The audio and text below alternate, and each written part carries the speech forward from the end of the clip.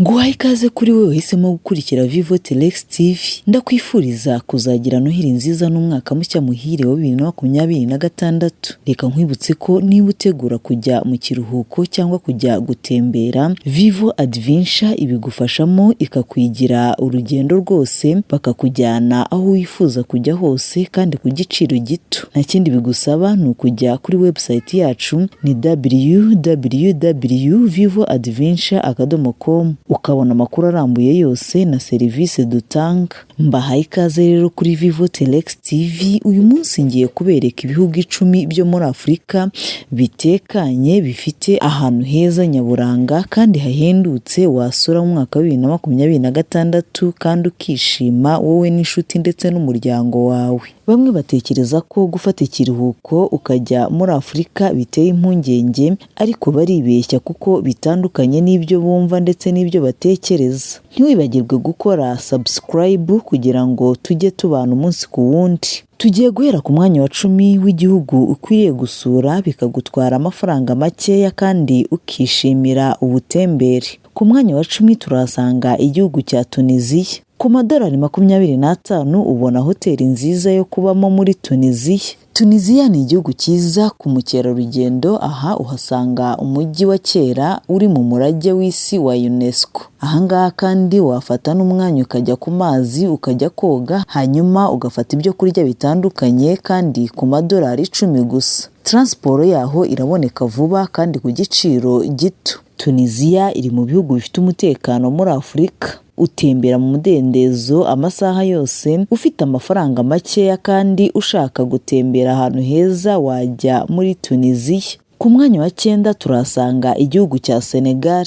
Senegal ni igihugu giherereye mu burengerazuba bwa Afurika, kizwi cyane ku mutekano, umuco, ubukerarugendo, amahoro mu bya politiki. Muri Senegal uhasanga imico itandukanye kandi usanga ibintu byaho bihendutse. Ku madolari 45 gusa wajya mu isoko ugahaha, ukajya kureba ababyinnyi ku muhanda. Ibyo kurya muri Senegal biraryoha cyane kandi ntabwo bihenze. Uhasanga ifi irobwa ako kanya kandi ku giciro gito. Usanga kandi taxi zaho ziba zidahenze kuko byose bihwana n'amadolari 20 gusa. Aha uhasanga ikirwa cyiza cyo gutembereraho. UNESCO ifite ahantu habitse amateka hakunzwe na ba mukerarugendo. Gutembera aha hantu uhasanga amahumbezi meza. Mbese iyo ufite stress wagiye kuruhukira hano hantu uhava waruhutse. Reka mbibutse ko bigutwara amafaranga makeya iyo wagiye mu gihugu cya Senegal.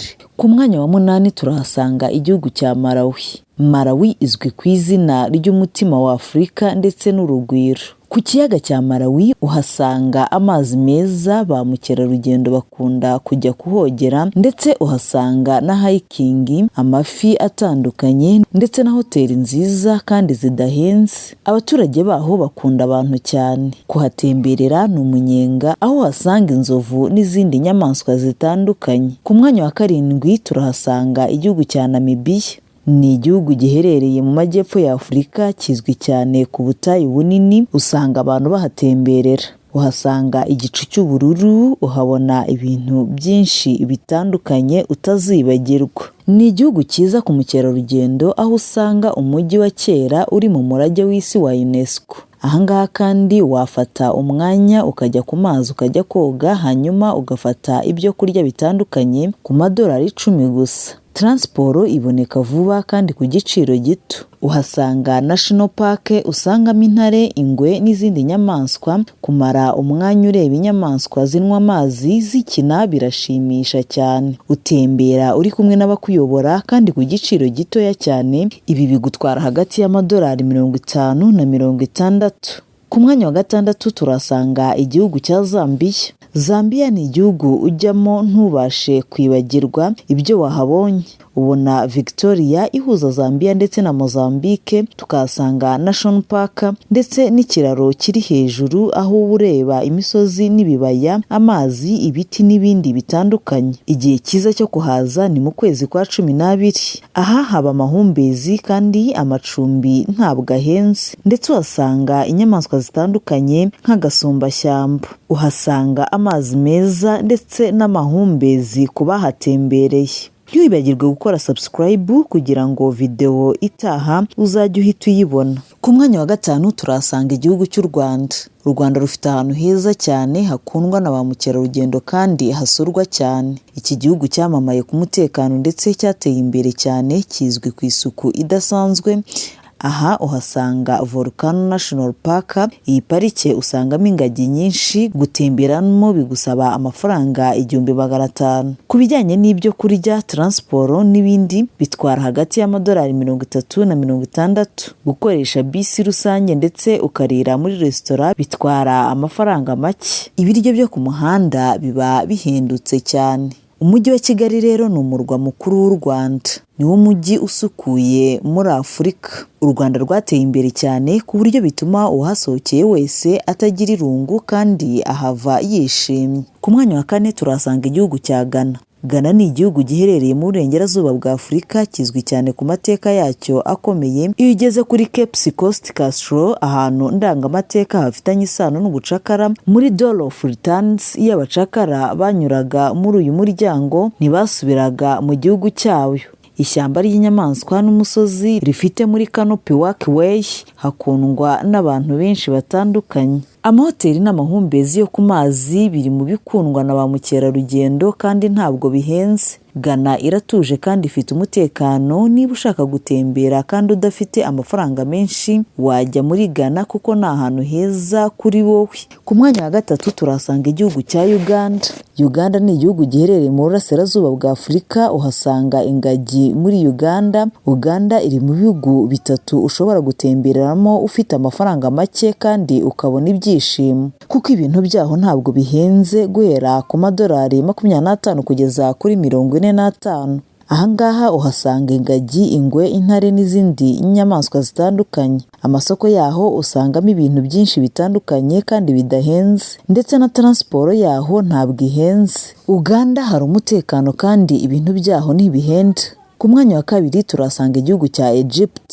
Igihugu cya Egypt ni igihugu giherereye mu majyaruguru ya Afurika. Usanga hoteli ihagaze amadolari 20, ibyo kurya byiza bihagaze amadolari 5, bisi zitwara abagenzi usanga zihendutse. Uhasanga amafarashi, ibiryo bidahenze, kofi n'ibindi.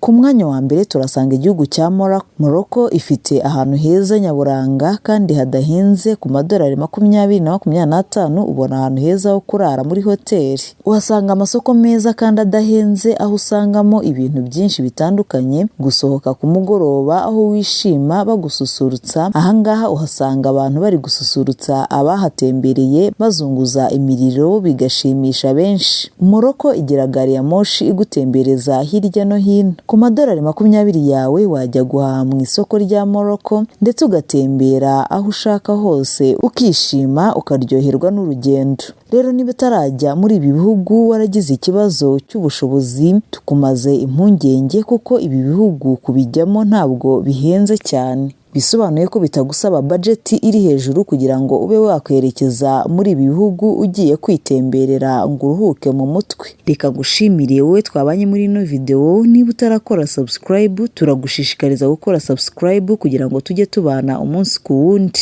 Niba hari ahantu wifuza gutembera, Vivo Adventure ibigufashamo. Nta kindi bigusaba ni ukutwandikira kuri www.vivoadventure.com. usangaho amakuru arambuye ndetse na nimero ya telefone watubonaho. Reka mbashimire, nsoza mbifuriza Noheri nziza n'umwaka mushya muhire wa 2026. Iki cyegeranyo mwagiteguriwe kandi mukigezwaho nanjye Uwera Josene Pajojo. Mukomeze mukunde ubukerarugendo kuko ubukerarugendo ni bwiza cyane.